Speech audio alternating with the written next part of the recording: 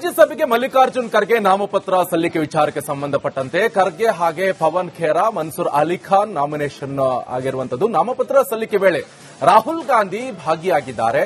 ವಿಧಾನಸೌಧದ ಮೊದಲನೇ ಮಹಡಿಯಲ್ಲಿ ನಾಮಪತ್ರವನ್ನ ಸಲ್ಲಿಕೆ ಮಾಡಲಾಗಿದೆ.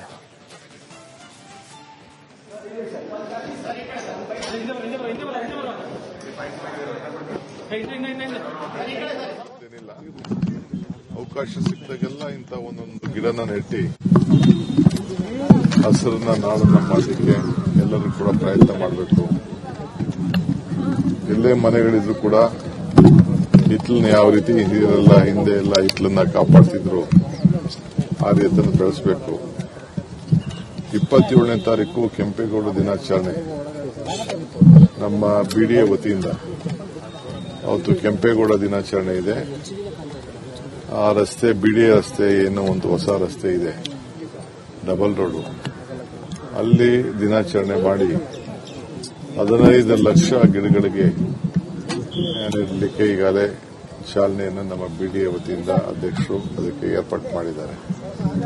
ಸೊ ಅದು ಕೂಡ ಅವತ್ತು ಅಲ್ಲಿ ನಾವು ಮಾಡ್ತೇವೆ. ಸೊ ಎಲ್ಲರೂ ಕೂಡ ರಾಜ್ಯದ ಜನತೆಗೆ ಈ ಒಂದು ಪವಿತ್ರವಾದಂತಹ ದಿನ ಎಲ್ಲರೂ ಕೂಡ ಶುಭವನ್ನು ಹಾರೈಸುತ್ತೇವೆ.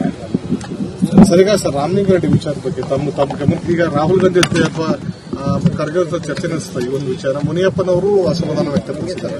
ಎಲ್ಲ ಮುನಿಯಪ್ಪನವರು ಅಸಮಾಧಾನ ಹೇಳಿದ್ದಾಯ್ತು, ಒಪ್ಪಿಸಿದ್ದಾಯ್ತು. ರಾಹುಲ್ ಗಾಂಧಿ ಅವರು ಅವ್ರಿಗೆ ಹೇಳಿದ್ದಾಯ್ತು, ನಾನು ಮಾತಾಡಿದ್ದಾಯ್ತು.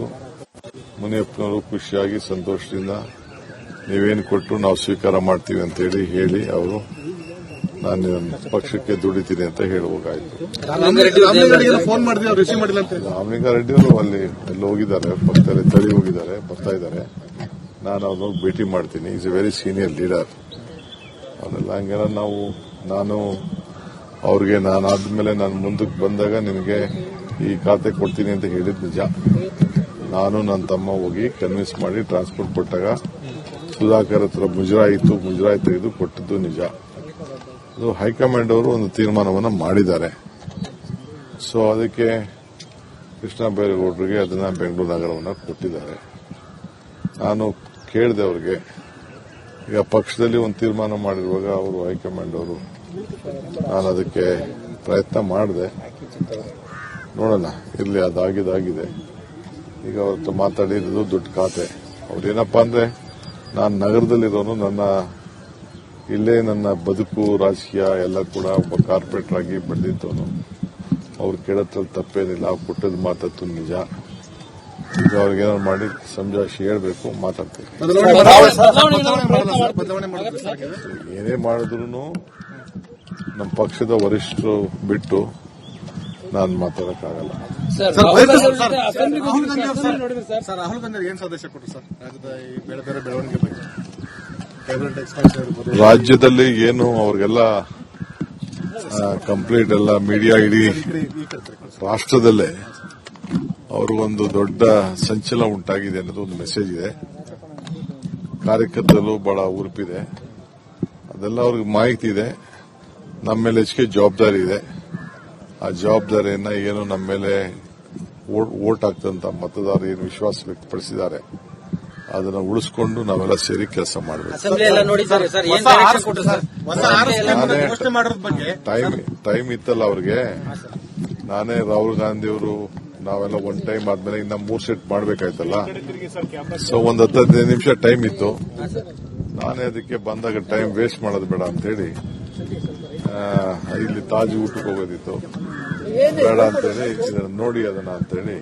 ಯಾಕೆಂದ್ರೆ ಅಲ್ಲಿ ನಮ್ಮ ಬೆಳಗಾಮಲ್ಲಿ ಪ್ರಿಯಾಂಕಾ ಗಾಂಧಿ ಅವರಿಗೆ ಬೇರೆಯವರೆಲ್ಲ ತೋರಿಸಿದ್ದು ಗಾಂಧೀಜಿಯವರ 100ನೇ ವರ್ಷದ ಆಚರಣೆ ಸಂದರ್ಭದಲ್ಲಿ.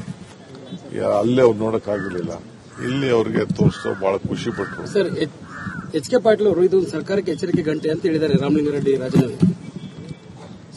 ಸರ್, ತಾವೇ ಕರೆದು ಮಾತಾಡಿಸ್ತೀರ ಪ್ರವೇಶಕ್ಕೂ ಮೊದಲೇ ಚಾವಣಿ ಕುಸಿದಿದೆ ಅಂತ ವಿಪಕ್ಷ ಸರ್. ವಿಧಾನಸೌಧದಲ್ಲಿ ಪಕ್ಷ ಕೊಟ್ಟ ಕೆಲಸ ಮಾಡ್ತೀನಿ ಅಂತ ಡಿಕೆ ಶಿವಕುಮಾರ್ ಹೇಳ್ತಾ ಇದ್ರು. ರಾಮಲಿಂಗಾರೆಡ್ಡಿಗೆ ನಾನು ಮಾತು ಕೊಟ್ಟಿದ್ದು ನಿಜ ಅಂತ ಒಪ್ಕೊಂಡಿದ್ದಾರೆ. ರಾಮಲಿಂಗಾರೆಡ್ಡಿ ಅವರನ್ನ ಸಮಾಧಾನ ಮಾಡ್ತೀನಿ. ಒಬ್ರು ಹಿರಿಯ ನಾಯಕರು ಏನೇ ಮಾಡಿದ್ರು ಕೂಡ ವರಿಷ್ಠರನ್ನ ಬಿಟ್ಟು ಮಾಡೋಕ್ ಆಗಲ್ಲ.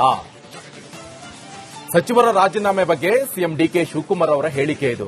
ಏನ್ ಮಾಡಬೇಕಾದ್ರೂ ಕೂಡ ವರಿಷ್ಠರನ್ನ ಬಿಟ್ ಮಾಡೋಕ್ಕಾಗಲ್ಲ. ಒಂದ್ ಕಡೆ ರಾಜ್ಯ ಕಾಂಗ್ರೆಸ್ನಲ್ಲಿ ರಾಜೀನಾಮೆ ಪರ್ವ ಶುರುವಾಯಿತು. ಕೆಎಚ್ ಮುನಿಯಪ್ಪನವರ ಮನವೊಲಿಸಿದ್ದೀವಿ.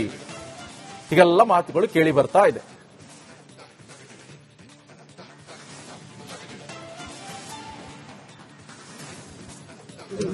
ವಿಶ್ವ ಪರಿಸರ ಏರ್ಪೋರ್ಟ್ ಅಲ್ಲೂ ಕೂಡ ಒಂದು ಸುಸಿಯನ್ನ ರಾಹುಲ್ ಗಾಂಧಿಯವರು ನಾನು ಕೂಡ ಸುಸಿಯನ್ನ ನೆತ್ತಿ ಚಾಲನೆ ಮಾಡಿದ್ದೇನೆ. ಎಲ್ಲರೂ ಕೂಡ ಅವರು ಬದುಕಿನಲ್ಲಿ ಪ್ರತಿ ವರ್ಷ ಈ ದಿನನ ಆಚರಣೆ ಮಾಡಿ ಏನೇ ಮಾಡಬೇಕು ಅಂತೇನಿಲ್ಲ, ಅವಕಾಶ ಸಿಕ್ಕಿದಾಗೆಲ್ಲ ಇಂಥ ಒಂದೊಂದು ಗಿಡನ ನೆಟ್ಟಿ ಹಸಿರನ್ನ ನಾಡನ್ನ ಮಾಡಲಿಕ್ಕೆ ಎಲ್ಲರೂ ಕೂಡ ಪ್ರಯತ್ನ ಮಾಡಬೇಕು. ವಿಶ್ವ ಪರಿಸರ ಏರ್ಪೋರ್ಟ್ ಅಲ್ಲೂ ಕೂಡ ಒಂದು ಸುಸಿಯನ್ನ ರಾಹುಲ್ ಗಾಂಧಿಯವರು ನಾನು ಕೂಡ ಸುಸಿಯನ್ನ ನೆತ್ತಿ ಚಾಲನೆ ಮಾಡಿದ್ದೇನೆ. ಎಲ್ಲರೂ ಕೂಡ ಅವರು ಬದುಕಿನಲ್ಲಿ ಪ್ರತಿ ವರ್ಷ ಈ ದಿನನ